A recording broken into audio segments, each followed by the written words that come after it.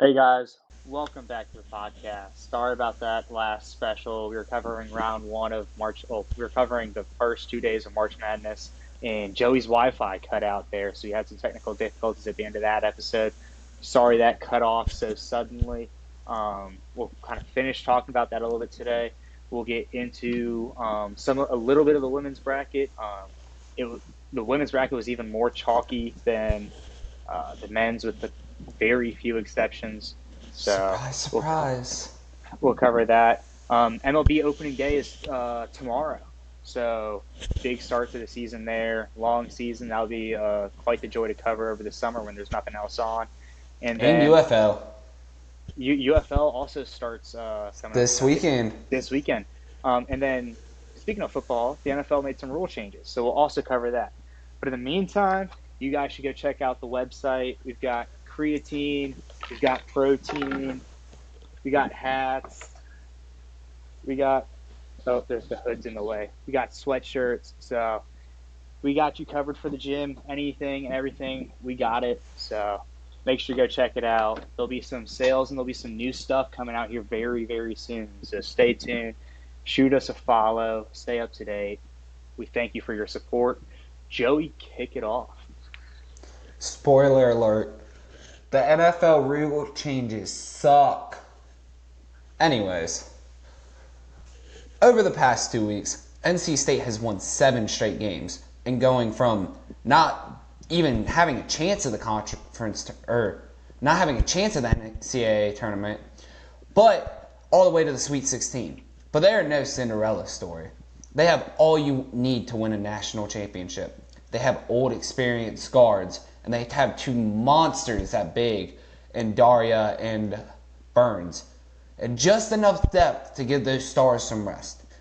And that is why NC State is still my dark horse for not only a Final Four trip, but even a national championship. Quick thoughts on NC State. 7 straight wins, which is impressive. You only need 6 to win a national championship. So, I think they're one of the few conference winners that are still in the tournament. But, yeah. Quick thoughts on NC State, and then we'll get into the women's bracket. I love DJ Burns. Dude is a menace down low. I mean, he's a big boy and he plays like it. I mean, I'm fairly certain he could double as like a D lineman or something like that. And he's got the size there, and he will bully you down low, and is not afraid to make that known. So yeah, kudos to him and the whole NC State team for being able to come literally out of the ashes and make a run. Uh, it's going to be tough as we get even past the Sweet 16 and then going into the Elite Eight and the Final Four. It's not going to get any easier. They've beaten they've beaten teams like this when they had to go through and win the ACC. Who, I mean, you look at Duke's still in it. They beat Duke in the ACC tournament.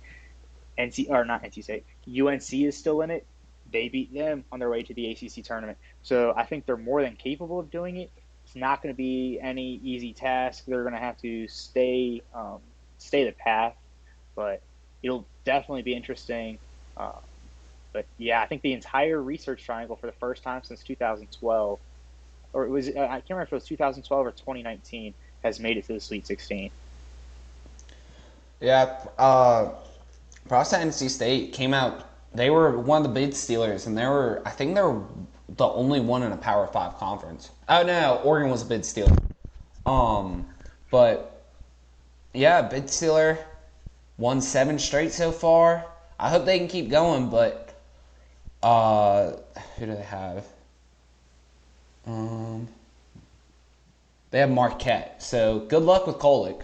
Or not Kolick, that's Creighton. But good luck. Good luck with Marquette. So go ahead and get into the women's. So I talked about the women's bracket being chalky. One of the big upsets I think that was really there was Middle Tennessee State over Louisville. Not many people saw that happening. Um, Quite the game. I think a lot of people really wanted that Louisville LSU matchup. Haley Van Lith going against her former team. But speaking of Haley Van Lith and the LSU Tigers, I think there is some concern to be had here with the way they played these first two games. Um, you barely beat Rice. It was a slow start, ugly game. The offense was terrible, and then that kind of rolled over into the first half of this Middle Tennessee State game. Um, Again, the first half, two complete different halves for LSU. The first half, the offense very lackluster, couldn't get anything going. Very streaky too. They'd be able to make a couple baskets, a 3 point here and there. They got I wasn't able to find the first half, second half breakdown on rebounds, but I'm pretty sure they got dominated on the boards in the first half. Angel Reese just didn't look to be playing the part that she usually does. And then a lot of the players, I don't know if this was an effort thing, if they just didn't see this matchup coming. They just looked slow. They didn't look like they were hustling. They didn't look like there was like a lot of effort being put into their play. So I'm not going to say that it was something that really went the whole game because I mean they came out and played a great second half, put Middle Tennessee State away. I know winning by 30, I believe, something around there. So, but I mean, as you get into these, I mean, you're going to face either Colorado or Iowa, assuming you win your next game. Um, and so that's you get out to a slow start in a whole half like that again, go into the half down 10, 15.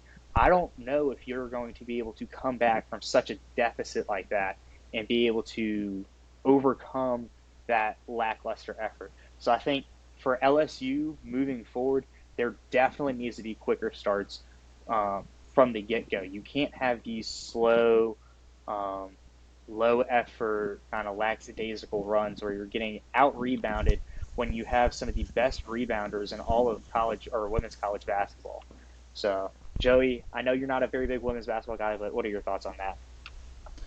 I just looked up the rebounds. I couldn't find the half breakdown, but Middle Tennessee had 40, LSU had 39. So I don't know. I didn't watch a lick of the women's tournament, if I'm going to be honest. Um,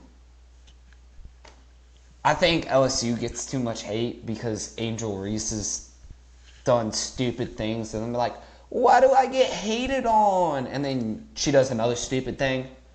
I think she's overhated, but other than that, it's just we'll see. We'll see. It's probably gonna be LSU in the. Does Iowa play LSU before the Final Four? Do they So, play them this weekend? I More think than likely, at least. they'd have to. I'm gonna pull up the bracket real quick, but it Scanning. their their path to the championship for LSU, I think, is the hardest out of anyone else. Um, South Carolina. I'm not gonna say South Carolina has an easy road to the Final Four and the national championship. Well, good luck Uh, with Notre Dame. we Indiana's good too. we beat Notre Dame by 30 earlier this year. So So they play again, UCLA and then Iowa. yes, and I mean UCLA is no easy like just walkover. So and again, you're looking at UCLA and then Iowa or Colorado. Again, all four of those teams were in the top four at some point this season.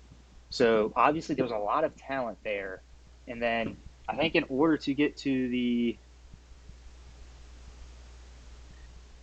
in order to get to the final or the national championship, you'd have to beat US SoCal, presuming that they get there. UConn's good too. Yeah, UConn I looks good with Paige buckets over there. my thing is I don't know because if Paige doesn't have a good game and Aaliyah Edwards is somewhat off, I don't know if UConn's going to be able to keep up with some of these other teams. There's a lot of high octane offenses um, rolling, so definitely it's going to be interesting. I'm excited for it. I'm going to be watching a little bit. I will be traveling this weekend, so it'll be interesting to see how much I'll be able to watch. But that was one of I'll watch the my. Final Four. What was that last year? No, I'll watch it this year. Oh, I only I think it's watched the gonna Natty last year. be the Final Four last year made me a little mad. Not going to get into that. Don't need to drop any Womp more womp. cuss words. Hey, I'm believing this year. Knock on wood, but I'm my not believing because Ohio State already lost. As soon as Ohio State lost, I was like, all right, I double don't care. But if Paige Buckets is in the Final Four, I'll watch it. the other game I had, and this happened Monday night, I believe it was. I think it was Sunday. Um, no, Iowa State Stanford, I think happened Monday night. But what a game from start to finish. I think it was Sunday night. It I, was I can't Sunday. I can't remember what it was. So what a game, start to finish. I mean, it was neck and neck the whole way. Um, Cameron Brink fouled out with like 3 or 4 minutes left. Game ended up going into overtime, but Audi Crooks, I think, had a 40-point game. She's a monster. She's another Absolute one of monster. She's huge, dude. those. She uses her size so well. And again, going back to the same thing, I think she's the female version of DJ Burns. I was She gonna say, knows. is DJ Birds and Audi Crooks just a Spider-Man gif? I mean, the amount of size that, like, she knows she's big, and she uses that to her advantage to bully And you she's a down low. freshman, bro. That's It's gonna just be like Juju doing what she's doing is that's impressive. that's another big thing out in SoCal they got there. So a lot of talent out on the West Coast, a lot of talent here on the East Coast. It'll be exciting to see. Very very action packed. Sweet 16 and Elite 8 coming. I'm excited for it. Um, Moving on, what we were gonna talk about yesterday, didn't have the Until chance to. Joey's basement Wi-Fi cut out. my The bad. our streaming service ended up kind of getting chopped off there too. So Joey, Yeah, I was in the middle of talking and just I see everything start to lag and everything started to pixelate and then just all fell apart. Um, sounds like the Ohio State men's basketball team against Georgia. we got a Georgia problem. It's all right. At least we made it to like the third round. Y'all couldn't even get past Oregon. We made it to the NCAA tournament. That's fine. We had Chris Holtman as our coach, so. And at least we win games in football instead of fighting for a bowl game. But anyway, first game I'm gonna start off with is Gonzaga and Kansas. After Kansas got sort of saved by the refs, part of it was Stanford's fault. Back and forth game in the first half. I live bet. I started laddering overs in the first half. Like 160, 162, 163, 166. Just laddering all the overs. And then Kansas falls apart. I don't know what was going on. Kansas couldn't buy a bucket. Don't know why. And Gonzaga caught fire. They were complete opposites in the second half. Gonzaga could not miss. Kansas could not make it. And Hunter Dickinson looked good. But them losing McCullough, it kind of showed in the Stanford game, and then you saw it in the second half of the Gonzaga game, and you saw we're losing basically an All-American hurt them. Like I said, I thought it was gonna be like a Colorado and Florida game where we're having almost 200 points, or more than 200 points. But instead, Kansas couldn't shoot in the second half. So I mean, that's what that game really came down to, and that's why it was such a big spread.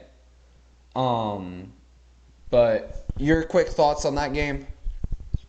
So Kansas, just looking at the not the shot chart but the scoring chart, the Kansas had 2 scoreless streaks. One of them was 6 minutes, and Gonzaga looks to have really kind of taken advantage of that. But when you're shooting 38% from the field and Gonzaga is shooting 60, there's no way you're winning that game. And that was all in the second half. Gonzaga, they both were shooting at like 45% in the first half. Well, were they tied at the end of the first half? I mean, it looks like It was pretty close. I'm not 100% sure, but it was close. It was a close game. No, Yeah, Gonzaga had the lead.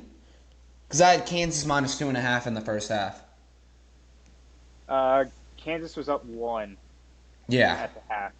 So, And then I mean, Kansas only scored 24 in the second half. so colossal collapse there. On to the next. Oakland versus NC State. Rip to our boy. Chandler Bing. I mean, It, if Golke you, played good. He just. And Watts played good. And I forget the other guy. I can't not remember his name. Let me pull it up real quick. I just didn't think he could buy a bucket like he could um, against NC State. It just didn't look like he was as effective. Well, they didn't have enough depth. I mean, Trey Townsend scored 30 points out of 73. And Townsend's a dog, too. They just don't have enough depth. And like I talked in the monologue, they've got enough depth to give Burns and Daria and some of these older guards some rest. And that's a lot of the difference in the game. And all 5 of their starters were in double figures in points for So, NC State. So it was a great run by Oakland. I love seeing them beat Kentucky. It just wasn't enough, and Oakland fought back in that game to force it to overtime, but NC State had to hit the shots they had to hit, and Oakland just couldn't hit them, and that was the reason that NC State won. It's just the shooting was better for NC State.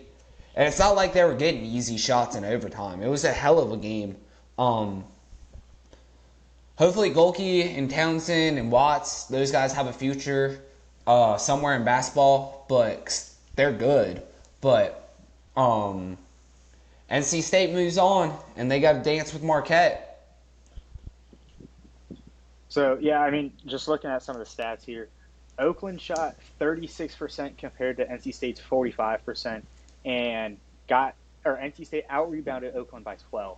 So just looking at that, NC State was more efficient on offense and was able to get their boards and kind of extend their possessions.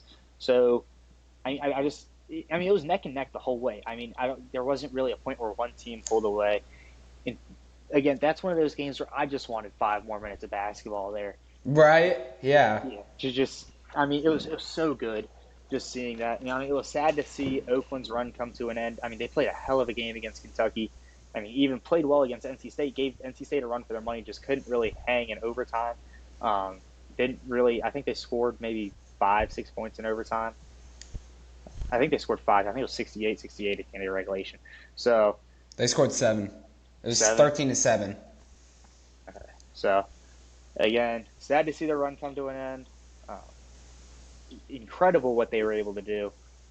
But on to the next for NC State. Big game coming up. So, moving on, Tennessee and Texas. What an ugly game. And I'm going to say this. So, Colorado had an ugly game against Virginia. Or no, not Colorado. Gosh, who was it? Colorado State. That's who it was. Had an ugly game against Virginia. Couldn't shoot. Virginia's got a really good defense.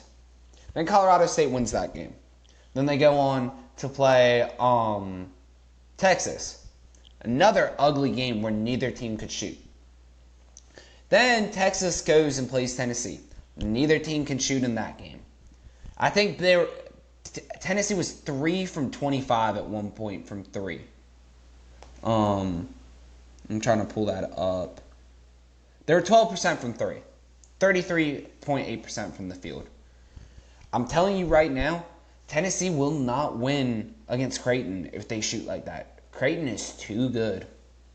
And now, I think we're going to preview all these games in a minute, but that was an ugly game. And Texas forced Tennessee to clutch up on the free throw line at the end of the game because Texas gave themselves a chance. And Tennessee clutched up. Dalton Connect. I think Vescovi had to take a couple of clutch shots on the free throw line. Free throws are what saved Tennessee in this game. And you're not going to win a game where you just have to clutch up on the free throw line. So, congrats to Tennessee. Texas gave them a run, even though it was an ugly game. But you want to get this one out of the way if you're Tennessee. But you can't do what Colorado State and Texas did and have another ugly game after that. You won off of defense and you won the game you had to, but I would be careful because I don't know if you're going to be able to do that against Creighton or whoever else you have in your region. Speaking of Creighton, that was a fantastic game against Oregon.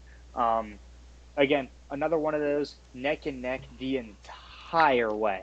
I mean, entire way through regulation, and the entire way through the first overtime, and then in the second overtime, they basically shut out Oregon. I mean, Oregon wasn't really able to do anything, and Creighton was able to kind of fully take advantage of that.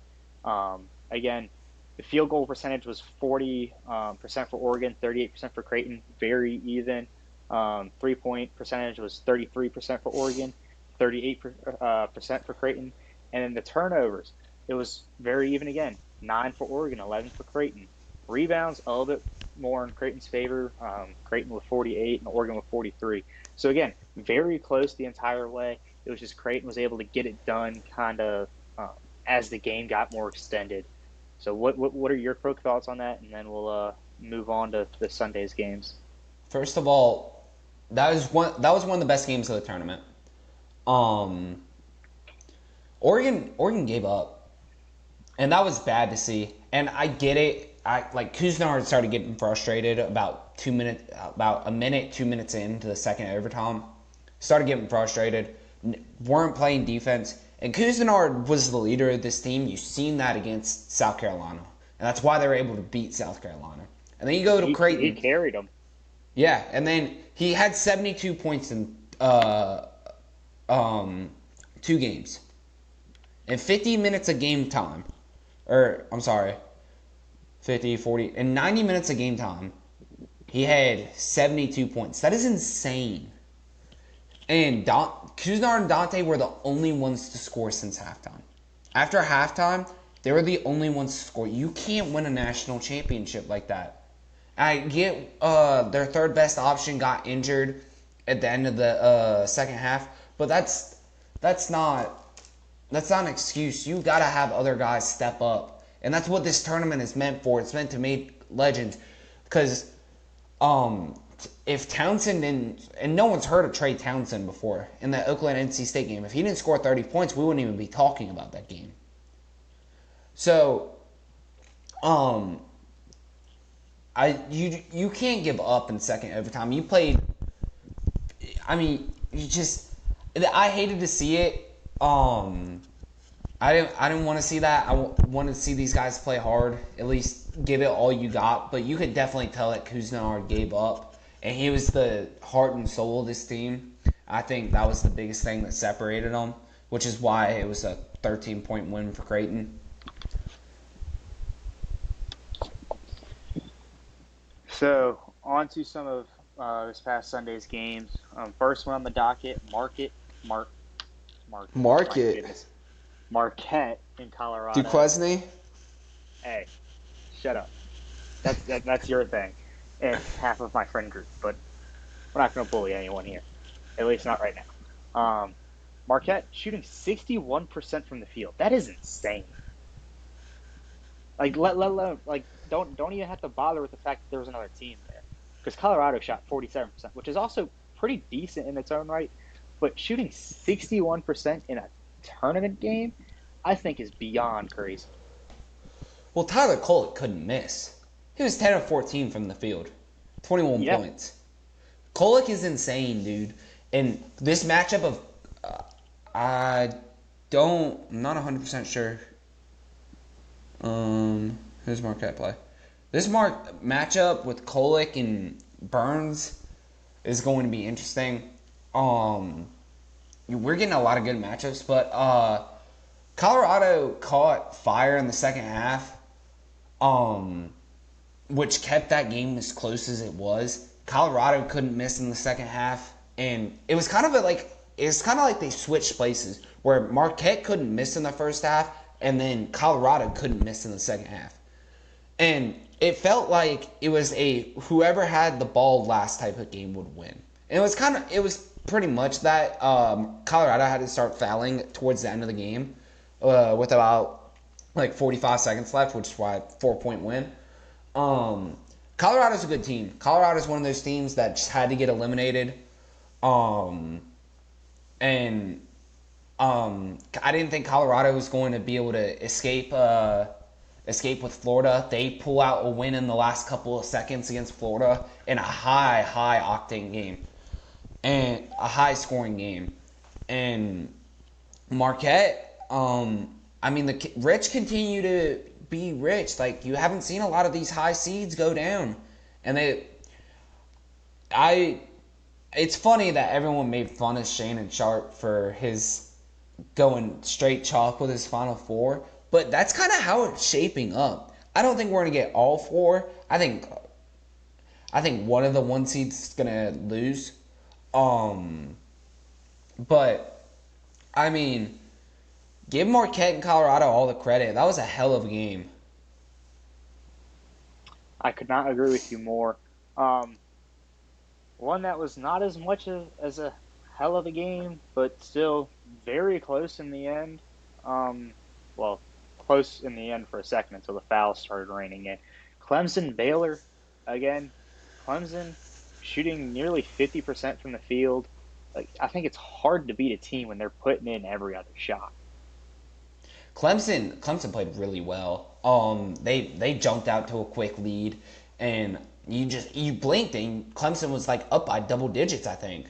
And it's hard to win basketball games when you're chasing the entire time. And that's what Baylor had to do. Um, and then Baylor pulls themselves back, keeps fighting, and I wasn't high on Baylor. I thought Baylor was going to lose to New Mexico. I think who's played Clemson. I think I had Baylor losing to New Mexico. Um, and Baylor just pulled themselves back, and then you can't hit shots from the free throw line or the field. You can't hit the shots at the end of the game. And then Clemson just propelled themselves into a win.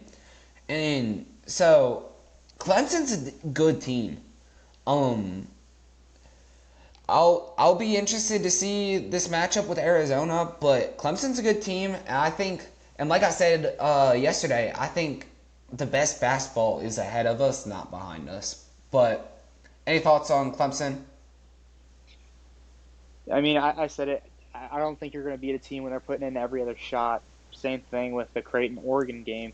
Hard to beat a team that's shooting 60+% from the field. I mean, it's insane.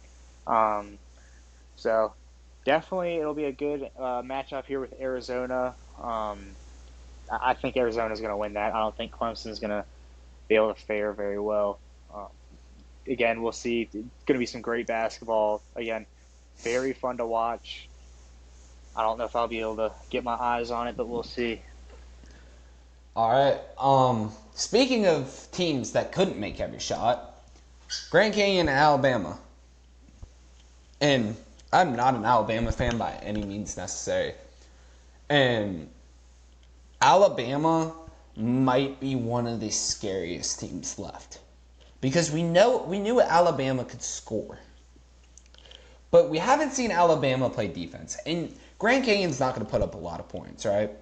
And we know that. Grand Canyon was probably going to put up 70, you'd say at most 75. Just say. Yeah. And Alabama was not making shots. They weren't like Sears was making shots, but they were not making a lot of shots. Like, that game should have been like 90 to 60 something and not. And they gave up 96 points to Charleston. I think Grand Canyon's a better team than Charleston. So, Alabama, you got that one out of the way. Hopefully you can play your game. But Alabama's defense, Alabama had to win this way.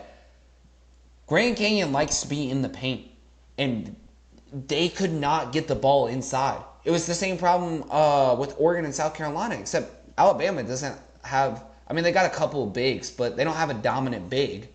And so Grand Canyon fought their way back, and again, it's one team losing a game. Grand Canyon kept turning the ball over at the end of the game, and you just can't do that. So Alabama, all the credit to the world to them. They played defense to win a basketball game, which we haven't seen from them all year. So I think that makes Alabama a lot scarier than they were. But that's what I got for that. So, you talking about that Alabama defense? Alabama held Grand Canyon to just 10% from beyond the arc. Um, that's pretty bad. That's like if I was shooting 3 pointers. And for those of you who've seen me shoot a basketball, it ain't pretty. It's about as ugly as could be.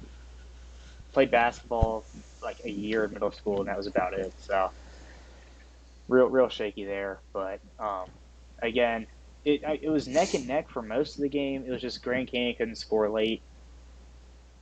Kept Really, turning they the allowed ball over. yeah allowed Bama to kind of pull away and run away with the game.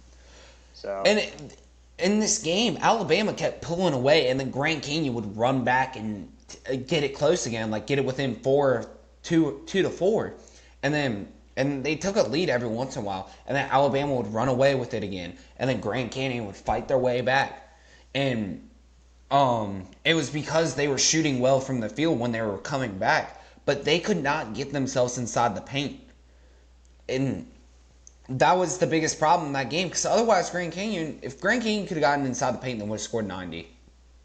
They would have won that game.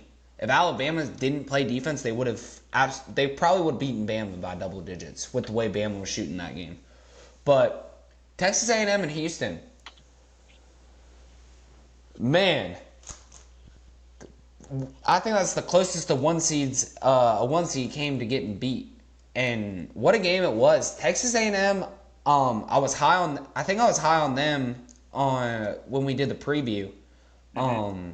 I was high on them before the tournament started. I thought they were really hot until they played. It was I think it was Florida or Auburn. Really hot. And back and forth most of the game, and Houston ended up pulling away in the second half. Ended up getting a double-digit point lead, and then mistakes just started piling up for Houston. One, the reffing in that game was awful. I don't know. There's no reason there should be that much foul trouble. It wasn't that physical of a game, and so A&M in the final Houston in the final 3 minutes made way too many mistakes. You can't make those type of mistakes against really good teams. And you're going to lose against this caliber of teams. And like I said, we don't have any Cinderellas, so there's no team that you're just going to be able to out athlete in this tournament. There's no teams that you can do that to. So you have to be at the top of your game right now. And whoever's the hottest is going to win this tournament. It may not be the best team. That's why I worry about UConn. Even though UConn, I think, is worlds better than pretty much every other team. But that's why I worry about UConn is who's the hottest right now. I think there's going to be a hot team. But A&M had a 13-3 run in the last minute and 17. Again, that cannot happen if you're Houston. That buzzer beater by Garcia that was sexy. But Houston clutched up in overtime with two of their best players fouled out, and A&M missed just too many shots in overtime. That's why. And the fouls started coming. Houston jumped out to a 7 to 5 point lead, something like that. But I'll be really interested. Like I said, best basketball's in front of us. It was really good basketball over the weekend, so I'm excited for it. You got any thoughts on A&M and Houston before we quickly preview these games? I'm gonna say this real quick. Again, it was one of those games where I was watching, and I did want the game to end, especially late when A&M started making that run, making it look like they had a shot in overtime because they were starting to really heat up. Houston just was kind of able just to stay ahead. Again, Houston shot above 50. They shot 51% from the field, which, again, hard to beat a team that's going to put in every other bucket. So tough loss for A&M. They're outside of Tennessee. Well, actually, I'll probably even say this. They were probably the team that's performed the best all around in the tournament so far from the SEC. Yeah, I would maybe I Alabama just because of that game they had against Grand Canyon. But they out A&M's put two of the best products on the basketball court. I'd agree with that. they out rebounded Houston by 14. Yeah. I mean, it And was like a lot of that was at the end of the game. They look at the offense. I don't have that pulled up, but look at the offensive rebounds compared to the defensive rebounds. Because I think they wildly out rebounded them on the offensive side. so yeah. A&M offensive rebounds 26, Houston offensive rebounds 11. So A&M is able to sit there and just extend possessions. Listen to this. Listen to this. A&M had more offensive rebounds than Houston had defensive rebounds. Yeah, I mean it's a small margin though, so it's basically 1-1. That But doesn't happen though. That's no, not normal. it's usually the other way around. Because I mean, Houston's offensive rebounds 11, A&M's defensive rebounds 23. That's a little bit more normal. Yeah. But again, on to this weekend's games. I'm gonna read it off. I want you to rattle off your prediction real quick. Okay, first up, UConn, San Diego State. Um, San Diego State was in the Final Four last year, so you think they get They were to? in the Natty. It was a You think Natty. they? This is a Natty rematch. You think they can? You think San Diego State can rematch or get to the Elite Eight? Who do I think? Yeah. Who do you think's U- winning? UConn. It's not going to be close. UConn just murdered Northwestern. I thought they looked really good against FAU. They murdered Stetson, which isn't a surprise. And both those teams didn't score over 60 points. San Diego State just beat the brakes off Yale, but they struggled with UAB. Like I said, I had UAB winning that. Um, but I just don't see San Diego State being able to beat Houston. I don't think they've got enough to run with them. I wouldn't be surprised if UConn wins by 20. I wouldn't be surprised if UConn's up by 15 at half. I don't see an upset coming if at this point I got UConn going to the Final Four. I know I took Auburn. I thought Auburn's depth was going to help them more than it was going to hurt them, and that's not what happened. But short answer, UConn. Illinois versus Iowa State. This game right here. Iowa State looked so good against Houston, and they looked good. They looked good against Washington State. They were not scoring very well. They looked good against South Dakota State in the second half. I still haven't really made my mind up. Where's your gut at? I don't know, man, because I got to go with Iowa State just because the way they beat the brakes off Houston. I don't think they're playing their best basketball. They played their best basketball in the tournament yet. Illinois beaten Morehead State and Duquesne pretty soundly. So I think it's going to be like a last team. Whoever has the ball last will win the game type of game. I don't see anyone pulling away in this game. I think it's going to be a defensive game. So, give me Iowa State for now. I gotta sit in more dark, cold rooms and decide. But, I'll take Iowa State as my early prediction, which I think that game's tomorrow. So, I gotta figure that out quickly. But Games, I don't think games. Yeah. So when this comes out, it'll be tomorrow. But yeah, that's what I was saying. good thinking there. I'm a little slow. It's a little late for my bedtime. This one's gonna be a good one. UNC and Alabama. Are you rolling with the Tide or are you going with the Heels? Oh, UNC was one of my Final Four teams, and I didn't think Alabama would be able to play defense. I'm not going to stick with the one that got me because the SEC did not get me. So I had 3 SEC teams in the Final Four. So did I. Do I think... I don't know if Alabama's going to stop Baycott. I'm going to take UNC. As much as I, want to believe in Bama after the way they played against Grand Canyon, I can't trust they're going to be able to stop Baycott and the guys that UNC's got running on the court. I just can't trust that. Okay. My least favorite team in college basketball, the Clemson Tigers against the Arizona Wildcats. Who's winning? I don't know, because Clemson's playing really good right now. Please say Arizona. For my sake. I don't get sent a check by anyone, and no one sends me a check to parrot points. Clemson's beaten better competition. I think New Mexico is better than both Dayton and Long Beach State.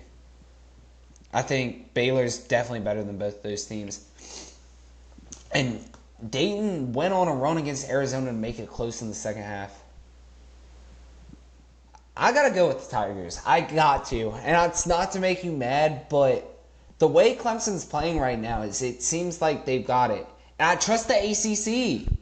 I trust the ACC. The ACC's had one loss in this tournament. They had 4 teams get in. I've got to rock with the ACC. Caleb Love who? I just give me Clemson to go meet up with North Carolina.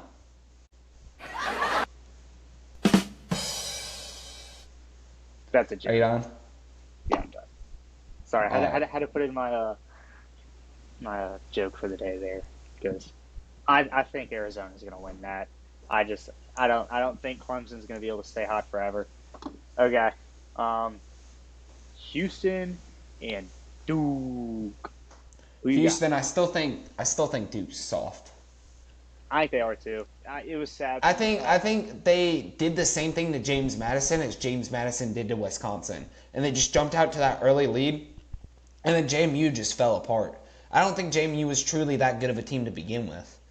So, I still think Duke's soft, and I think Houston's going to expose that. I don't think, even with Filipowski, I don't think Duke's going to be able to work themselves inside the paint. If they can shoot well from 3, they've got a chance. But I just don't see them out-shooting LJ Cryer and the other guys from Houston. Their names just slipping my mind right now. But give me Houston. I mean, Houston shot 50% against A&M and shot 58% against Longwood. Kind of hard to beat those numbers. So, well, we also have to remember Longwood is not a I was hoping comparatively good basketball team. And my mom's an Longwood alum. So, trust me, I get it. I was rooting for Longwood. I was hoping the phallic named Longwood would be able to continue that streak where we had Oral Roberts, St. Peter's, all those runs there. I mean, Longwood kind of sucked in that game, though. They only put up 46. They just couldn't figure out Houston's zone. Yeah. I watched all 40 minutes of that game. Houston's zone is just so suffocating. That's what was so impressive about A&M is A&M figured out a way to spread Houston out. And Longwood just wasn't prepared to play that type of team.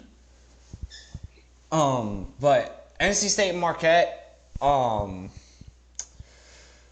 gonna rock with NC State because I just did an entire monologue, and I don't know if Marquette's going to be able to stop DJ Burns. I don't think so either. He's coming in like a Mack truck, and he ain't stopping. I mean, the only way that I see Marquette being able to, they've got to shoot well. They've got to shoot better than NC State because NC State's going to out-rebound them. There's no chance they don't. And they can't allow NC State to have all 5 of their starters in double figures. That's the concerning part. I just don't think NC State's going to be able to, Marquette's going to be able to stop that. I'm going to agree with you there. On to the next one. Purdue, Gonzaga, battle of some heavyweights here. Who you got? I got Gonzaga. I still don't trust Purdue. I think, and this is going to be the one year that no one was talking about Gonzaga because they don't have Timmy or I think Suggs played for Gonzaga, right? Am I losing my mind? I do not follow Gonzaga basketball. Not the person to ask. Okay. But they don't have like one of these big players, and so I think this is going to be the year that Gonzaga is going to go to yeah, I think this is going to be the year that Gonzaga does make it to a Final Four, seeing the way they played against Kansas. And I think Gonzaga is going to figure out a way to stop Braden Smith and some of these other players from Purdue scoring, because you're not going to stop Zach Edey. Zach Edey's going to get his. And you got to be okay with Zach Edey scoring 50 as long as you don't let them hit threes. And that's what both Utah State and Grambling State could not figure out. I think Gonzaga is a talented enough team to be able to stop Purdue. Quite the take there. I'm gonna agree with you. I think Gonzaga, if they're gonna win, is going to need to shut down everyone but Edey. I don't think there's any way to stop Edey. Edey's a beast. I don't know if that's well, Edey's like 8'10". You're not gonna stop that. Yeah, he's massive. I don't know if that's going to necessarily translate into the NBA, but definitely a beast in college. He's gotten better though. So, on to the last one for this this first set in the Sweet 16, Creighton and Tennessee. This matchup of Stephen Ashworth and Dalton Connect. Oh, I'm so ready for this. I'm ready for this one. I'm excited. I think it's going to be a high flying. I think both teams are going to be in the 80s. I think whatever the over under is, take the over. I'm going to check that right now. It's at 144. I like the over. I'd hit the over there too. So the money's on the under too. The under's at minus 115. The over's at minus 105. They got Tennessee as 2.5 point favorites. I like the over. I think this is going to be high flying. I think there's going to be a lot of threes. I think Tennessee's not going to have the type of game that they did against Texas. I think Tennessee will be able to shoot. I got to dance with the one that brought me in Tennessee. I'm going to go with Tennessee in this game. Just because I think they have more like surrounding pieces around Dalton Connect, and Dalton Connect can drop 30 like that. So I think Tennessee's got enough with Vescovi, and I'm losing my mind because I cannot think of who else. Or not Stephen Ashworth, Baylor Shireman. That's who I was thinking of. And Zakai Ziegler. I think Zakai Ziegler and Dalton Connect are going to be the difference in this game. I think Dalton Connect's going to outplay Baylor Shireman. So I love the guard matchups. I think this is going to be one of the best games of the Sweet 16. I don't think there will be any blowouts. I do not. Just the only one I can see on the board right now is maybe Houston and Duke. Or no, UConn and San Diego State. I can see that being a blowout. But other than that, maybe Houston and Duke if Duke falls apart. But even then, I think all these games are going to be close. Okay. And I think San Diego State keeps it close for most of the game. So that wraps up our Sweet 16 preview. Definitely be interesting matchups here. Definitely should tune in. It's going to be some good basketball all weekend long, especially as it rolls into the Elite Eight. We had some big news come out yesterday with the NFL making some rule changes, kind of adopting the XFL's kickoff model. It would be interesting to see how that works during the season. Which I don't hate that. I don't hate it either. I think it's going to take some time getting used to from the fans' perspective. I think the bigger one, though, is the NFL banning the hip drop tackle. And I'm going to say something on this real quick. My big thing with that, and I know some players have come out against this, players sometimes don't realize they're tackling them like that. It's like they naturally just go and they kind of roll, and it just happens. My other thing with it is the refs already have enough to do. They've been arguably terrible these past couple years. I'm a Saints fan. We've gotten the short end of the stick a lot. I'm still pissed at that missed call against the Rams and Tommy Lee Lewis. That was the most flagrant pass interference there could have been. Again, how do you miss that right in front of you? And so someone's going to get screwed over on this hip drop tackle, and it's not going to be a hip drop, and the ref's going to turn and see it after the fact and throw a flag, and it's going to be a mess. I think this is going to be one of the rules that gets flipped back after the season.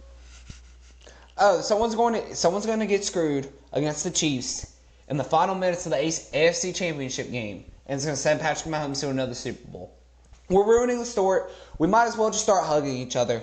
Two-hand touch, flag football. That's what we're going to do now. Because, like, how are you supposed to tackle Derrick Henry? How are you supposed to tackle some DK Metcalf? The play where DK Metcalf goes and hawks interception down, that's banned now. How are we supposed to play defense? You guys are trying to make it impossible, and I love good defense. I love good offense. I'm okay with a 52-49 game. I'm okay with a 14-7 game, as long as it's a good game. But we're making it impossible to play defense. I know offense sells tickets, but the NFL is not desperate for money. I can tell you that right now. The NFL is not desperate for money. They make a lot of money. There's a reason that. Go ahead. Especially after they force fed us Taylor Swift for damn near 3 months. I mean, and it worked though. They don't need money. And another one of my bigger points is if they truly cared about player safety, which is what I believe this rule is aimed at, start playing on freaking grass fields. Like the turf at MetLife Stadium, that needs to go. I mean, how many dudes need to tear their ACLs or have their 5-second comeback season and Aaron Rodgers get finished because of that damn turf? Start playing on grass. Grass, I think, is going to solve a lot of these injuries and make a lot of them go away. So at a point, you can start having these hip drop tackles and not have them be a violent part of, not violent, but an injury-prone part of the game. Well, the NFL doesn't want to spend money on maintaining that. That's the difference. And that's why we won't do it. I've played on both turf and grass fields. It wasn't football, it was lacrosse. But it's still similar enough. You still wear the same cleats. You still get hit, all that type of stuff. It's not the same, but it's similar. Artificial turf is not safe when you're running 22 miles an hour. No. It's not. It's not. It's okay when you're going either. No, it's not. And it hurts when it's a lot harder to get tackled. You can't put your foot in the ground as well and go or make a stop or whatever. You can't. And there's a reason everyone's come out against turf fields. There's a reason for it. But we're going to ban tackling and just make the sport almost unrecognizable. And I'm not talking about the kickoff. I care, but I don't care. I'll miss the old kickoff. It's not the same. It'll definitely be a little bit less recognizable. But I cannot stand us banning tackling. And I understand it for the quarterback. That's one thing. Because most of that's blindside. That's how you tear an ACL. That's how you tear an Achilles. That's how you break a leg. I understand it on a quarterback in the pocket. That's fine. That's one thing. Add that to or roughing the quarterback or unnecessary roughness on the quarterback. You don't need to have a lot of the hits that we have for roughing the passer, I think, shouldn't be penalized. I think hip drop tackles would be okay. And I didn't even know what a hip drop tackle was until I went and looked it up. I was like, oh, that has a name? We're banning this? What's next? What is next?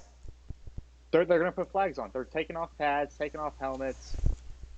And they're just going to wear you will t-shirts. You thought you lost, and we don't get political on this podcast, but you thought you lost viewers when you started doing the kneeling for the national anthem and all that type of stuff. And you're going to lose viewers if you take out tackling. Hey, people love football. it saves so many. I don't think the NFL really cares, but I don't think you realize how many kids this taking out their violence in football in high school and middle school, taking out that violence on the football field prevents them from doing something stupid off the field. I don't think I don't think the NFL cares. I don't think they realize it because they're all suits and lawyers. It's the same problem I have with the selection committees in college sports. It's all people that aren't football people or basketball people. They're all lawyers. It's like having a plumber to go win your get your traffic ticket taken down. Like, I don't understand why we're letting these people that don't know what they're talking about or what they're doing make these decisions. And Roger Goodell is an idiot. He's an idiot. Like, I don't understand, like, why. No players, I don't think there are a lot of players coming out and being like, we need to ban hip drop tackles because ACLs and Achilles and da da da da. I don't think that's what tore Kirk Cousins' Achilles. I don't think that's what tore that's not what tore Aaron Rodgers' Achilles. I don't understand. And someone's going to get screwed and you're going to reverse it the next year. So, that's my take on it. The NFL is going to get enough backlash to turn this around. But that is insane to me.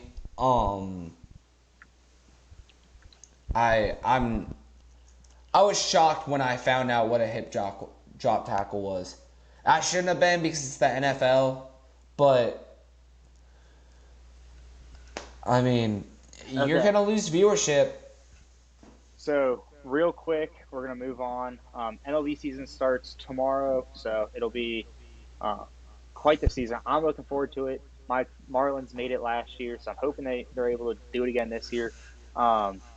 I'm going to rattle off who I think is going to make or who's going to win the divisions in the NL. Joey's going to read off the AL. So, and we NL collabed East, on this. Yeah, we were talking about this before the show. For the NL East, I think Atlanta's got it. I think the Phillies will take one of the wild card spots. I think the Marlins will likely slide into that third wild card in the NL. I don't see the Nats or the Mets doing anything this year. I think they're still bottom feeders. They need some work done. The NL Central, give me the Cincinnati Reds. I like what they did with Ellie De La Cruz last year. I think he's just going to keep getting better and better. So yeah, I think they've got the Central. I think Milwaukee will be another team that makes the playoffs. I just don't think they'll be able to win the division. And lastly, NL West. There's going to be some firepower out there. I think it's a toss-up between the Dodgers and the Diamondbacks. This broke right before we started filming. Diamondbacks got a huge pitcher out of the range. I can't remember what his name was. Signed a 1 year. Jordan Montgomery. Jordan Montgomery. So signed a 1 year, $25 million deal. I think it's going to greatly boost that rotation down in Arizona. Stuff going on with Shohei. I don't know how he's going or how the Dodgers are going to be able to manage all of that. So those are my three from the NL. I have Atlanta in the East, Cincinnati in the Central, and LA out West. Joey, who do you have for the AL? AL East, Baltimore. I think they're going to continue to build off what they did last year. I think they got a little bit more experience, so I think they're looking a lot better. AL Central, Minnesota. Go with the one that made it last year. I don't think they lost too much. They didn't really gain a lot. So we'll see. Sonny Gray was a little bit of a loss, but we'll see. I don't trust that division. I don't think that division's very good. AL Central or AL West. I got Houston repeating again. It seems it's almost the norm now. So I'm gonna go with Houston. I think Texas lost too much. Speaking of Jordan Montgomery and all that. So that's who I got for the AL. That's who we got. So, solid first pitch. Nerfy season, baby. Yeah, It's so nerfy season. you'll start seeing some nerfies in Joey's weekend picks. Speaking of weekend picks, Joey, it looks like you picked all from Sweet 16. What do you have rolling on here? So since the odds are already out, I'm not doing a lot of money lines. So Bama plus 4.5. We'll see. Um, totally not gonna hit because I've been awful recently. Iowa State money line. So I did believe in Iowa State. I don't know what I was thinking earlier. NC State plus 6.5. Should have taken them on the money. Money line's a value pick, but if they don't win, I think they're gonna at least keep it close. And then Gonzaga plus 5.5, and then Tennessee money line. And those were all the lines on ESPN, because that's pretty much the sports book we used for odds. So I'm the money line king. I basically exclusively pick money lines. That's what's made me pretty good this past couple weeks. I'm gonna stick with it. NHL has kind of been my forte, and you know what's been my cup of tea? My Washington Capitals.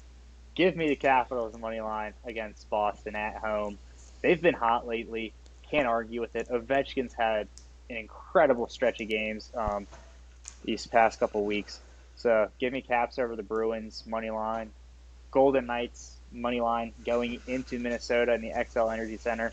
Um, I just think VGK's got it rolling. I don't think that the Wild are going to be wild enough to stop them. Um, That you was know, like what lame. That I was need that to so do. lame. Um, That give me the Predators money line against the Avalanche. Ooh, Again, those are two super hot teams. I know. Predators have gone like 18 straight games with a point. So that might be a game where you look at the over. I don't know where the line's at. Um, 6.5. I look at the over there. It's not going to be anywhere else. It's either going to be 6.5 or 6.5 or 5.5. I mean, I could see this being a 5-4 game. I could see it being a 6-5 game. Take note of that because I think it's going to end up being 5-4 Nashville's way. I'm gonna switch over to the NBA real quick. Give me Pacers money line at home against the Lakers. I like what the Pacers have done this year. Um, don't really watch too much NBA. I like to look at a lot of the stats. I'm a big numbers guy. I like their numbers.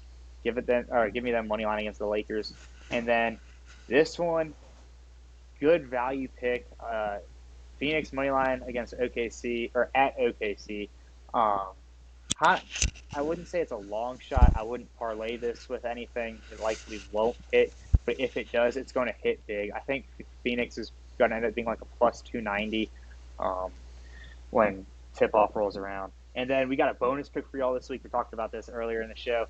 Give us the over again, or in the Tennessee and Creighton game. We think that's going to be high octane. I think Joey said the line was right around 160, 170. No, it's at 144, I believe. 144, that's what it was. My bad. I was thinking teams were going to score 60 and 70. So that's all we got for this week. Stay safe.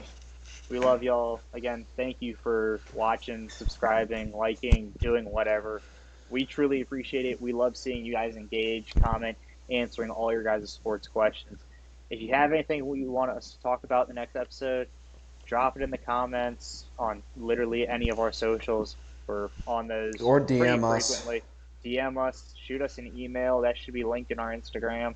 So reach out if you will.